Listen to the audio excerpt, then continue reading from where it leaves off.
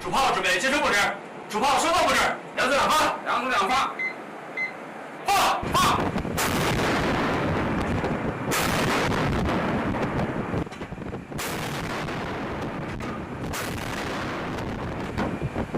We are currently sailing aboard the missile destroyer Kiki Hart in a sector of the Yellow Sea. Behind me, within the formation, is the missile frigate Rijao. Moments ago, both ships fired live rounds from their main guns at sea targets, sharpening the formation's coordinated strike capabilities. To better match real battlefield conditions, integrate resources, and create complementary firepower, the formation will soon link up with missile destroyers operating in another sea area to conduct missile attack drills on a maritime target. Even though the two groups are far apart, they can still generate a localized saturation strike capability, maximizing destructive effect.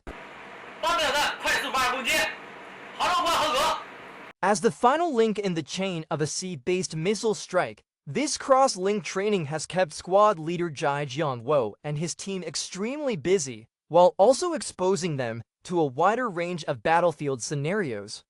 Their ability to coordinate strikes and respond quickly has noticeably improved. Take route planning, for example. When engaging the same group of targets, we must consider the direction of approach, calculate angles, and ensure missiles don't cross paths mid-air. Ultimately, no matter how complex the battlefield becomes, what we are training is the ability to strike fast and strike accurately.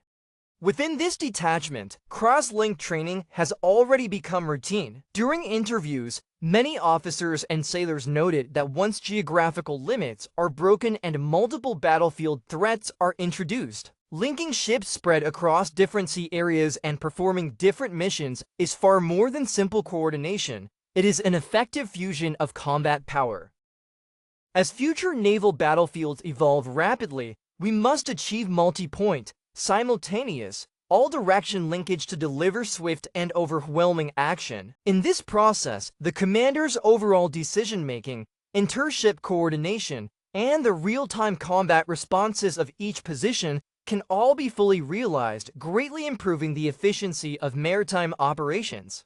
In this round of training, officers and sailors from other ships boarded the Kiki Hart to participate in joint drills and assessments, significantly shortening the time needed to build individual proficiency. This approach has been vividly nicknamed the training shuttle by the crew.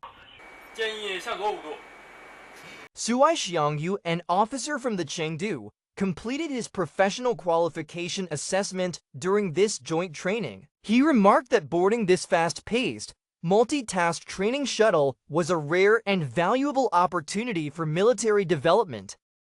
He also met many new comrades, each with strengths and experiences worth learning from. Take the replenishment drill on this voyage. For example, I now have a much clearer sense of how to judge the distance to the supply ship. I've also gained more experience in handling small data processing tasks.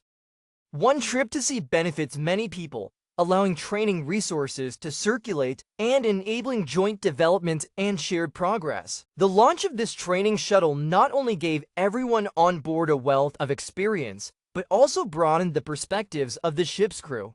This time, we went to sea alongside comrades from different units. Within the context of a real-world exercise, we learned each other's working methods and exchanged insights. Through this mutual learning, we not only filled in our own gaps, but also strengthened everyone's overall capabilities.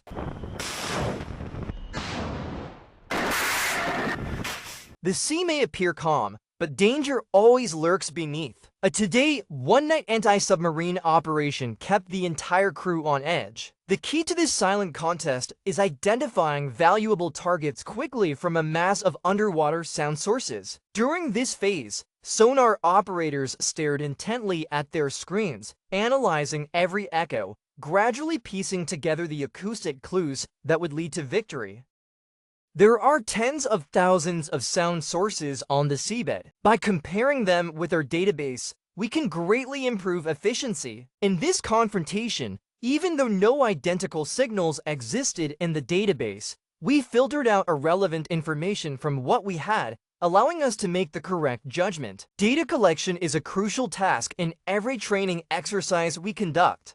Smooth data collection, storage, analysis, and sharing help us continuously refine the database and achieve intelligent upgrades. Moving from experience-based decisions to data-driven ones has made the crew truly feel their combat effectiveness come alive.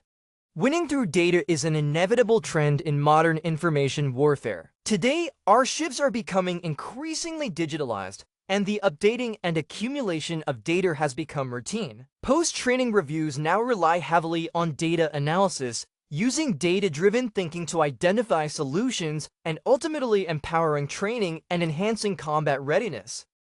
Looking ahead, we will continue to intensify realistic combat training, accelerate the military's digital transformation with emerging technologies such as artificial intelligence, streamline capability development, build a bridge to real battlefield conditions, maximize training effectiveness, and strengthen combat-oriented preparation. As the annual training plan progresses in a scientific and orderly manner, most units have now moved beyond basic common subject training and into specialized individual training and team-level tactical training. To understand how high-quality, efficient training is ensured and how well officers and soldiers are performing, we headed straight to the training grounds. A few days ago, the 75th Army held a specialized chemical defense training camp. Handling real toxic agents is a core skill for chemical defense personnel. Trainees were required to use detection guns and test kits to sample, analyze, and complete report forms for the toxic substances randomly placed at 5 detection points. The training centered on the 4 core competencies of chemical defense units: reconnaissance, protection, decontamination, and rescue. Experienced specialists who had taken part in chemical defense missions and earthquake relief operations were selected to form the instructor team. They demonstrated emergency responses to chemical incidents, guided trainees through contaminated zones, and oversaw 12 scientifically designed training modules, including full-body protective operations, group protection equipment use, real agent application, chemical injury first aid, and basic decontamination, all aimed at cultivating top-tier chemical defense professionals and a highly capable 3 defense backbone force. This program adopted a small specialization, large concentration model, thoroughly assessing each trainee's foundation, grouping them by skill level, and using a progressive, tier-based training approach to solidify their professional abilities. Recently, a brigade under the Army's 71st Group Army organized a heavy transport course focused on the real combat requirements of moving armored equipment. Heavy transport vehicles are long, heavily loaded, have wide turning radii, and contain many blind spots, making them far more challenging to operate than standard vehicles. During training, officers and soldiers practiced rapid loading of armored vehicles, fast battlefield maneuvering, and power-off unloading, sharpening their ability to transport equipment safely under complex conditions and significantly improving emergency mobility support. Meanwhile, a detachment of the Armed Police 2nd Mobile Corps conducted intensive tactical training for small teams to assess both coordinated operations and individual combat skills. The training included modules such as coordinated forward reconnaissance, long-range precision sniping, explosive breaching of buildings, and narrow tunnel searches. Each combat team independently assessed the situation, made decisions on the spot, and acted according to real-time conditions. Through full process testing, the combat readiness of every level was effectively strengthened.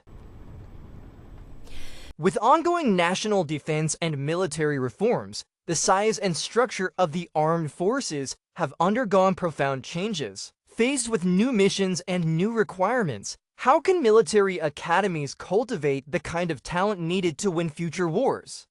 The Armed Police Non-Commissioned Officer School continues to innovate its training model, aiming to develop battlefield-ready, craftsman-type military specialists. On the school's training grounds, trainees practiced using self-developed simulation grenades that produce sound, light, and smoke effects. Innovations like these are becoming increasingly common in students' daily training. From information and communications to vehicle maintenance, from virtual battlefields to unmanned combat systems, instructors guide students to focus their research on real combat needs. As the lead instructor, I helped this team form and grow over 6 months, teaching them cutting-edge large model AI technologies and how these apply to automotive systems, unmanned military driving, and intelligent confrontation. Cadet Lan Paquan is a member of the Unmanned Vehicle Research Team. In last year's National College Student Smart Car Competition, the unmanned vehicle developed by his team won first prize nationwide. He helped point me toward new ways of thinking and exploring ideas. For example, when troubleshooting a circuit or identifying a faulty module, we have to think independently. This process expands our thinking and sparks creativity. The school cultivates students' innovative abilities through one-on-one mentorship. It also partners with multiple frontline units to provide hands-on guidance, ensuring that training outcomes directly support the combat effectiveness of grassroots troops. Students are evaluated according to troop standards, allowing timely feedback on weaknesses in professional skills, military discipline, or political understanding.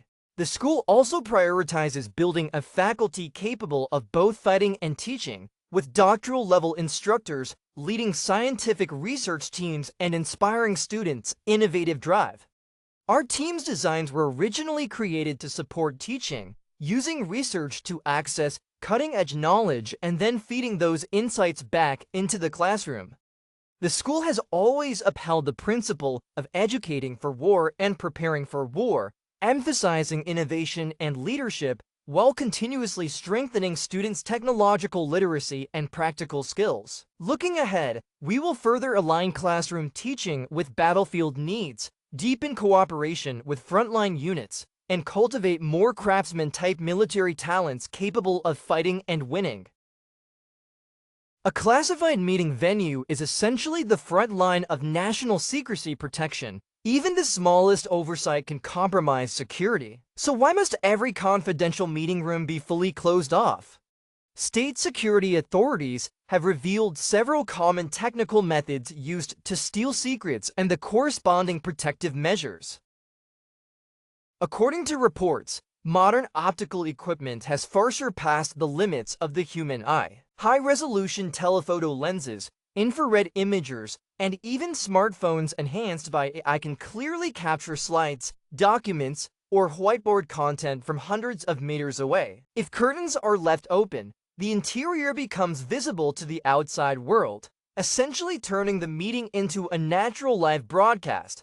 If the room has glass windows, sound waves inside cause the glass to vibrate slightly. Foreign intelligence agencies can use laser eavesdropping devices to project invisible beams onto the windows, capture the reflected signals, and analyze the vibration patterns to reconstruct conversations. This technology enables remote eavesdropping without physically entering the space. Additionally, whiteboards, screens, and even participants' glasses or watches can become reflective surfaces that leak information. Spies can use high-powered telescopes from nearby high-rises to capture these reflections in real time and reconstruct meeting content using image processing technology.